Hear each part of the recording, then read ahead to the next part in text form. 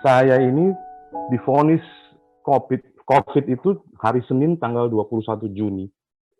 Ya, jadi sebelumnya itu seperti tanda-tanda COVID, batuk, bersin, demam, meriang, kepala muter-muter segala macam, udah 2 hari. Akhirnya tanggal 21 itu saya ke klinik, saya periksa dokter, dokter bilang saya radang tenggorokan, karena tenggorokan saya katanya merah, segala macam, kemudian ditulis resep. Tapi sebelum saya keluar dari ruangan dokter, dokter bilang, Pak, Bapak ini tanda-tanda COVID, Pak. Lebih baik Bapak tes rapid antigen sama PCR. Dokternya ngomong begitu. Kemudian, oh baik dokter. Begitu saya keluar dari klinik itu, saya langsung tes antigen karena dekat sekali dari klinik. Begitu tes antigen, hasilnya positif. Kemudian saya bilang, saya harus PCR.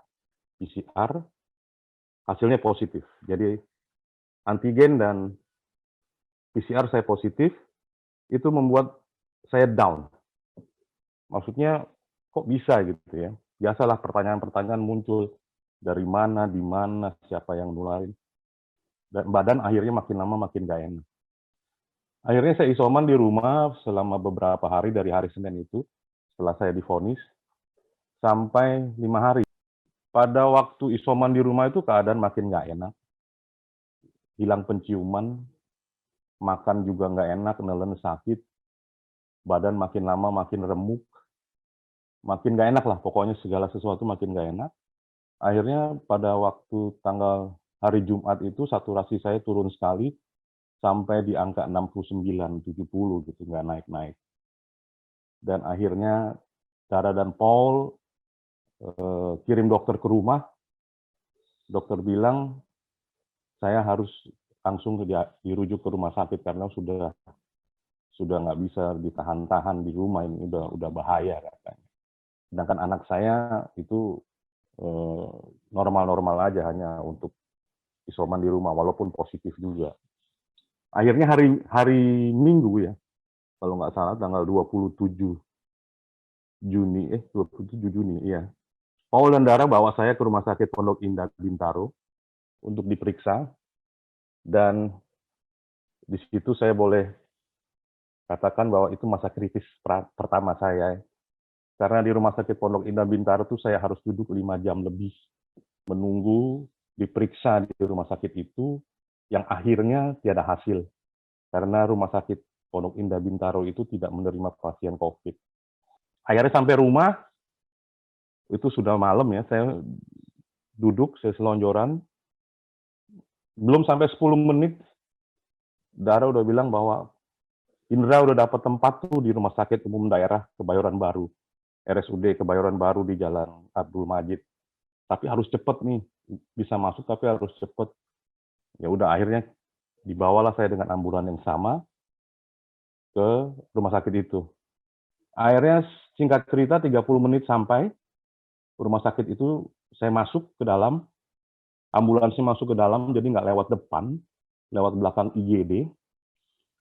Saya akhirnya tunggu, masih di ambulan ya, tapi keadaan udah makin parah ya, karena saya udah nggak bisa bernafas normal, saya udah buka mata sudah susah, jadi saya juga ngomong sudah susah, walaupun sudah masih pakai oksigen, tapi makin lama makin nggak bisa, apa ya, badan tuh udah nggak nerima gitu ya.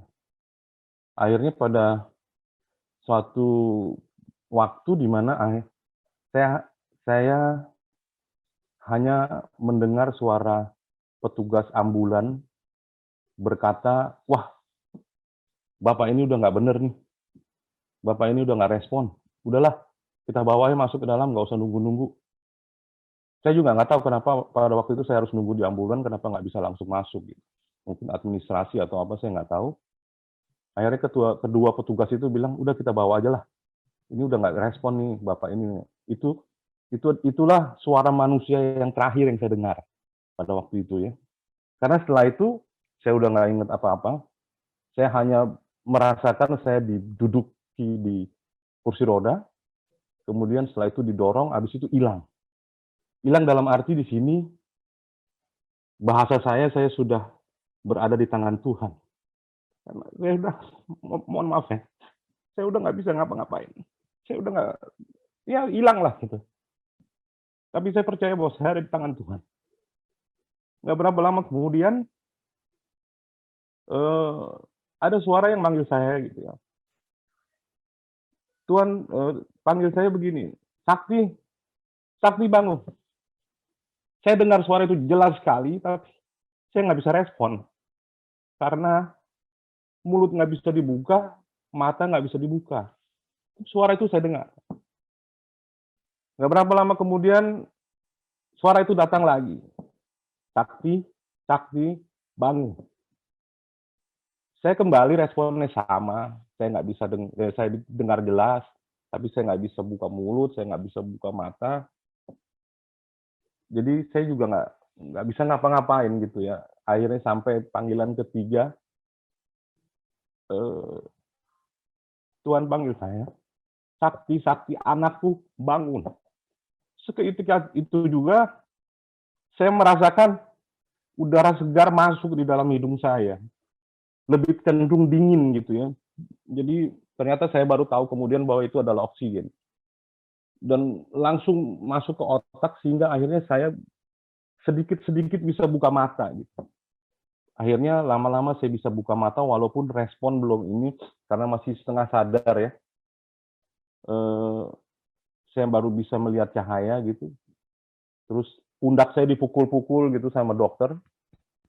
Bapak namanya siapa? Bapak dengan siapa? Bapak bisa dengar saya gitu. Jadi perawat tuh mukul-mukul saya supaya saya bisa siuman gitu ya, bisa sadar gitu. Nggak tahu saya pada waktu itu jawab apa, cuman saya hanya bilang gitu aja. Karena memang saya belum begitu sadar ya pada waktu itu.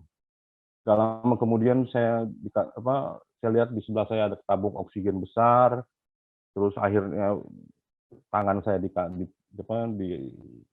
ditusuk dengan jarum infus, dan lama-kelamaan saya bisa lihat cahaya, bisa lihat orang lalu lalang, petugas medis dan dokter, dan akhirnya saya bisa melihat keadaan IGD pada waktu itu, seluruh ruangan IGD. Dan saya baru sadar bahwa saya duduk di tangga, tidak di kursi, karena ruangan IGD itu, kalau saya boleh kasih informasi Bapak Ibu, IGD di Rumah Sakit Umum Daerah Kebayoran Baru itu hanya 5 tempat tidur. 5 tempat tidur itu udah penuh semua. Tetapi di selasar ruangan itu terisi sekitar 13 sampai 14 orang duduk. Jadi kalau saya bisa gambarkan ruangan IGD itu seperti barak gitu ya. Barak orang perang, orang-orang tertembak, orang-orang luka itu ada di situ, dan itu saya lihat. Dan akhirnya saya sadar bahwa saya duduk di tangga lipat. Tangga kalau kita ke S Hardware tuh ada tangga-tangga yang bisa dilipat-lipat, tinggi, kemudian pendek gitu ya. Saya duduk di situ karena nggak ada tempat lagi. Dan itu di pojok dekat WC. Jadi setiap orang kalau ke WC pasti lewat saya. Nah, kalau saya duduk di tangga itu berarti saya ada agak lebih tinggi dan bisa melihat seluruh keadaan IGD. Kemudian Tuhan bicara lagi ke saya. Tuhan bilang, kamu lihat mereka semua, kata Tuhan. Terus saya amati semuanya. Semuanya batuk, Bapak Ibu. Semua batuk. Tidak ada yang nggak batuk. Duduk di tangga itu, Tuhan kasih lihat bahwa luar biasa ya, semua orang ini COVID dan semua batuk. Semua boleh dikatakan satu orang dapat satu oksigen, satu orang dengan infus. Jadi yang duduk di selasar itu sebelahnya infus, sebelahnya oksigen. Gawat juga nih, saya bilang, ini COVID semua ruangan ini. Terus Tuhan bilang lagi, kamu sudah lihat semua, di mana aku tempatkan kamu. Jangan khawatir, jangan takut. Aku pegang kamu. Aku sayang kamu, dia bilang. Keadaan kamu jauh lebih baik dari mereka. Cuman memang Bapak Ibu, saya nafasnya masih setengah-setengah pada waktu itu. Karena memang COVID itu menyerang paru-paru saya. Setelah di ronsen, paru-paru saya memang ada beberapa bagian yang putih gitu ya, yang akhirnya dokter bilang bahwa ini nih yang harus kita lawan nih. Jadi ada satu lingkaran putih yang memang harus dilawan dengan obat-obat. Nah, kemudian akhirnya nggak lama kemudian digeser-geser lah orang-orang di selasar itu untuk supaya ada ruangan sehingga saya tidak duduk di tangga. Akhirnya saya dapat tempat duduk, 2 tempat duduk, 1 untuk duduk, 1 untuk kaki bisa diangkat gitu. Dan akhirnya saya harus menjalani duduk di selasar IGD itu sekitar 6 hari. Ya, 6 hari saya tidur di situ, 6 hari saya makan di situ, 6 hari saya diperiksa setiap menit, setiap jam oleh petugas medis. Ya, hampir seminggu saya di IGD itu, tapi saya merasa aman karena saya percaya bahwa Tuhan pakai petugas medis dan dokter untuk terus memantau keadaan saya, karena memang badan saya itu tidak hanya oksigen dan infus, tapi suntik-suntikan yang setiap hari saya harus dapatkan sekitar 5 suntikan. Singkat cerita, hari Minggu ya, hari Minggu saya masuk, hari Jumatnya saya dapat tempat tidur di IGD itu. Jadi saya boleh, karena ada 2 orang pasien meninggal, jadi ada yang kosong, jadi saya bisa tidur di tempat pasien itu meninggal. Jadi gantian gitu. Akhirnya saya bisa tidur, bisa lonjoran lah istilahnya. Selama 5 hari saya hanya duduk saja. Di situ saya lihat saya juga belum bisa dipindahkan ke kamar perawatan karena nafas saya, kata dokter, masih pendek-pendek, masih kurang stabil. Saturasi juga masih di bawah 95 gitu. Jadi kadang bagus, kadang enggak. Jadi masih belum stabil, kata dokter. Sabar ya, katanya gitu. Tapi akhirnya pada hari Minggu siang, dokter bilang, ya udah Pak Sakti naik ke lantai 8. Kita lihat perkembangannya di lantai 8. Gitu. Akhirnya saya dipindahkan ke lantai 8. Ke lantai 8 itu siang jam 12. Jam 2 siang saya dicabut oksigennya. Dokter ingin lihat bahwa bagaimana kalau tanpa oksigen, nafas saya bagaimana gitu. Akhirnya oksigen dicabut, puji Tuhan sampai saya keluar rumah sakit, saya udah nggak pakai oksigen. Jadi selama perawatan di lantai 8 tuh sudah nggak pakai oksigen. Akhirnya saya di psikoterapi di lantai 8 itu, disuruh jalan, bolak-balik, kemudian saya naik sepeda statis ya untuk pernapasan saya gitu ya. Dan akhirnya ya mulai kembali bisa bernafas, walaupun masih nggak normal karena memang perlu waktu. Dan akhirnya puji Tuhan pada tanggal 12 Juli saya diperbolehkan pulang. Jadi Bapak Ibu, itulah cerita yang saya bisa kasih, bahwa selama di IGD, selama di ruang perawatan, saya merasakan bagaimana Tuhan campur tangan ya. Tuhan itu menenangkan hati saya. Tuhan itu banyak bicara sama saya. Saya tanya, kenapa Tuhan kok saya dapat ini gitu ya. Kenapa kok Engkau izinkan saya sampai begini, katanya. Saya tanya begitu. Tuhan bilang, ya karena saya cinta sama kamu. Saya sayang sama kamu. Kamu itu kuat, katanya. Kamu itu pasti bisa melewati ini semua. Terus saya itu merenung lagi, apa maksud Tuhan ya dengan hal ini. Akhirnya saya mau mengucap syukur kalau saya diberi kesempatan untuk hidup lebih baik lagi, lebih seturut dan sekehendak Tuhan.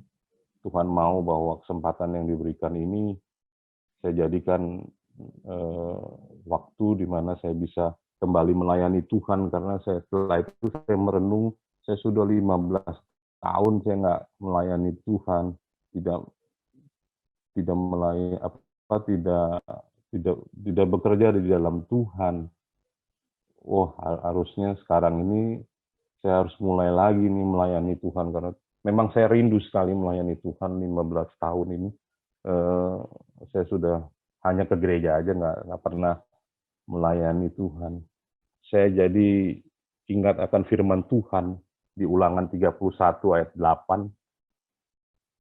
Tuhan bilang bahwa sebab Tuhan dia sendiri akan berjalan di depanmu, dia sendiri akan menyertai engkau, dia tidak akan membiarkan engkau dan tidak akan meninggalkan engkau.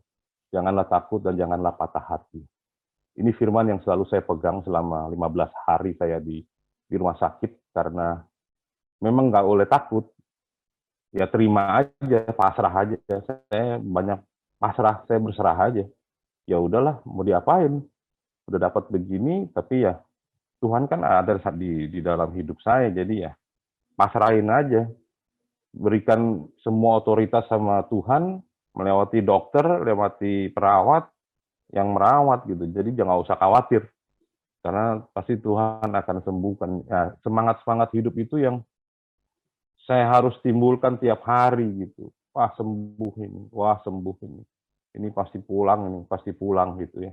Positive thinking, semangat itu yang membuat imun kita meningkat dan berserah. Berserah. Itu aja sih saya. Percaya Tuhan sembuhkan, Tuhan pulihkan, dan puji Tuhan, janji Tuhan nggak pernah ini ya, nggak pernah terlewatkan. Jadi Bapak Ibu, Saudara, inilah kesaksian saya. Saya berharap mungkin kesaksian ini bisa memberikan kekuatan buat kita, dan kita dijauhkan semua dari sakit penyakit, terutama COVID, sehingga kita terus ada di dalam perlindungan kasih sayang Tuhan.